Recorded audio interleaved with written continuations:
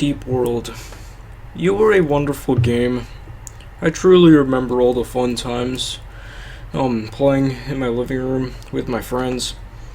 We would always fly around and try to collect some crystals and stuff. But just like Terraria, everything came to an end. You were honestly one of the best games that I held close to my heart.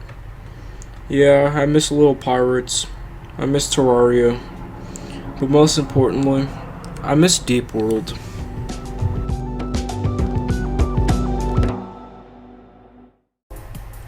Deep World was an open-world steampunk MMO by Bytebin. It had a consistent art style and a lot of things to do, like crafting weapons, raiding dungeons, and participating in PvP. Boy! It was very fun, I'll give them that, and I loved it a lot. However, I said it was very fun. There are two reasons for this. Unfortunately, Deep World servers have been shut down permanently at the end of August 2019. On Twitter, yeah, I know. They said, "We had a wild ride. Together, we've built a truly unique experience over the years. 6 whole years to be exact. But as all things end, so must Deep World. And we respect our community, so we want to give Deep World a proper goodbye. With our remaining funds, we can operate the game and forums until the end of August, at which both will shut down permanently." You can find the last blog in the description. Anyways, feel free to read it. It will give more info. Anyways, I have a bunch of reasons for why it kinda shut down and why the fan base kinda went away.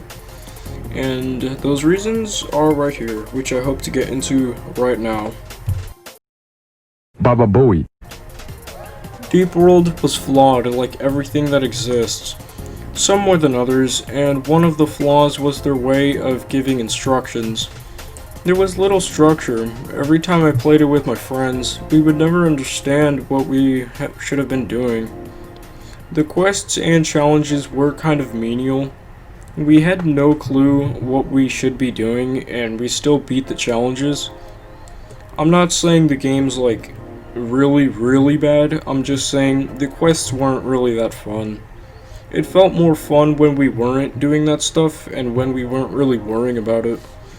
They required you to go all over the place, even though you can't really fast travel unless you paid for portals or mini portals. It was still fun nonetheless, but it kinda lessened the experience for me. Baba Booey. I never had to go to support for Deep World, but some did.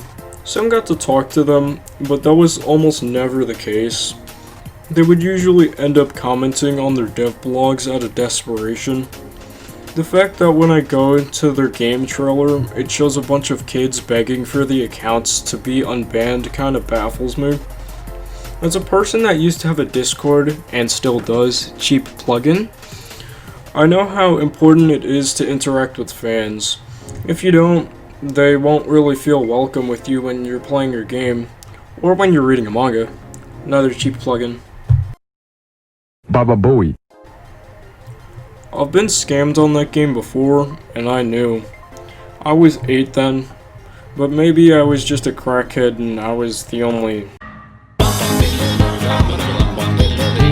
You are grounded for 744444444444441382935 years. Oh well, you get my point. I specifically remember getting scammed out of my weapons before finishing the first quest. My point is that it was common as frick. Thankfully, I got to remake my weapons, but some people with upgraded weapons couldn't. Why? Because of one of the biggest reasons why this game failed. As a middle-class idiot, my parents like to put their money into important things, instead of buying me things I will play for like 2 hours before deleting it forever. So when I would find an actually good game on my iPad, I would usually have to go free to play all the time. However, after crying and whining to my dad for about an hour, he bought me a world. Yes, you heard me correctly. He bought a world. Yeah, he kinda wasted his money. You see, you would need to use your own money to buy a currency called crowns. I like to call them clowns. And this was perhaps one of the biggest problems, because they would let you buy items to upgrade your weapons, which is fine in like a certain standpoint or just on paper itself. But the materials used to make it in free-to-play is incredibly frustrating to obtain. It was literally easier to whip out your credit card and buy the item than spend the hours grinding to find the materials in free play. Also, there was a high chance that you would never find a single piece of the rare item, because you are online, as I said earlier, since it's an MMO, and the diamond or onyx could have been mined already. Yeah, those were the rare materials needed.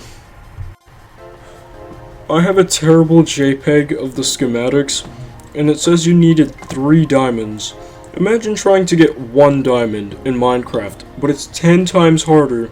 You need to upgrade your mining level to actually get to the coordinate, and most people have probably gotten the one that you're thinking about. Yeah, difficult, right? Well, you could have just bought some crowns. But there was also a secret technique, if you want to call it that. One that was really weird when I found it, and I kind of thought it was a virus, not gonna lie. But it's Tapjoy. Fucking Tapjoy. Yes.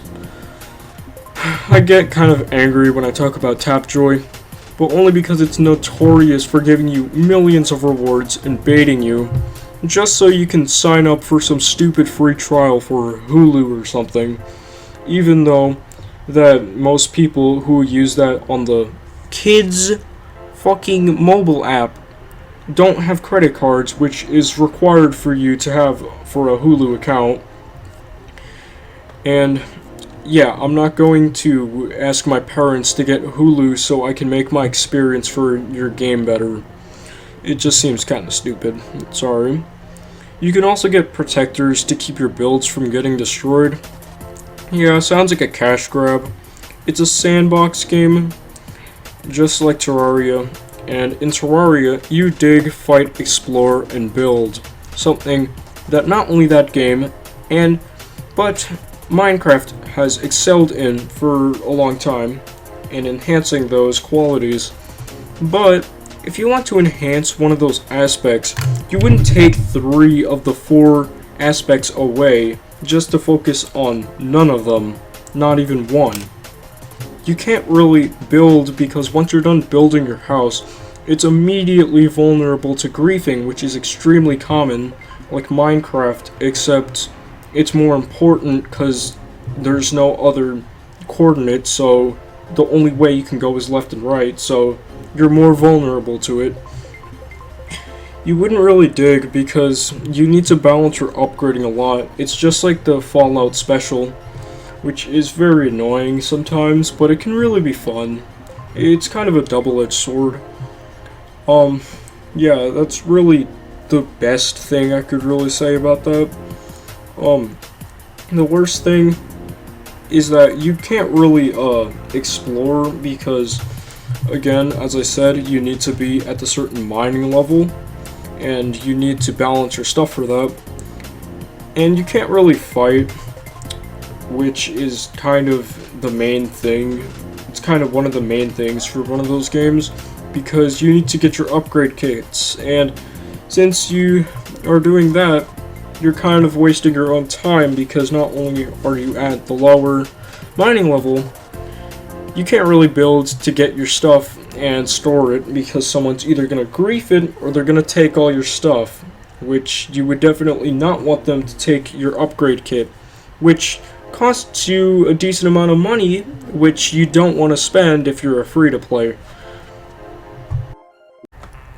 Anyways, Deep World is a nostalgic game nonetheless. and it will forever hold a special place in my heart. Wait, what is this?